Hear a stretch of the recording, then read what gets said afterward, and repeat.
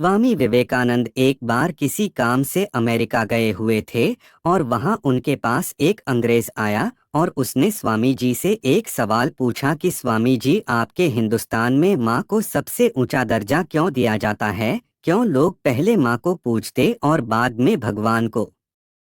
स्वामी विवेकानंद उसकी तरफ मुस्कुराते हुए देखे और उस अंग्रेज से कहा कि वहां पास में एक पत्थर पड़ा हुआ है, उसे उठा लाओ।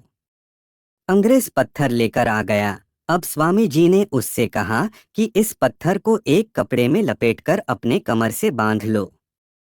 कमर से पत्थर बांधने के बाद स्वामी जी ने उस अंग्रेज से कहा कि अब तुम जाओ और 2 घंटे बाद आना, फिर मैं तुम्हारे सवालों के जवाब दूंगा, लेकिन एक बात का ध्यान रहे कि तुम अपनी कमर से इस कपड़े को खोलना नहीं।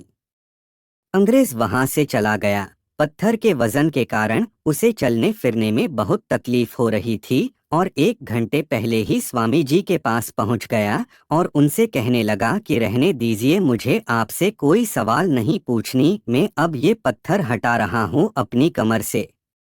स्वामी जी ने उस अंग्रेज की तरफ मुस्कुराते हुए देखकर बोले, इसीलिए हमारे हिंदुस्तान में माँ को भगवान से भी ऊंचा दर्जा दिया जाता है।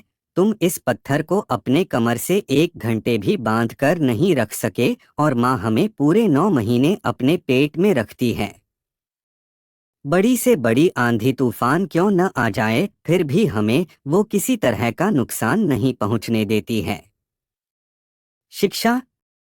जिंदगी में बड़ी से बड़ी मुश्किल की घड़ी क्यों न आ जाए, लेकिन कभी भी अपने मम्मी पापा का साथ मत छोड़ना, क्योंकि जब आप छोटे थे तब उन्होंने एक पल के लिए भी आपका हाथ नहीं छोड़ा था। सदैव प्रसन्न रहिए।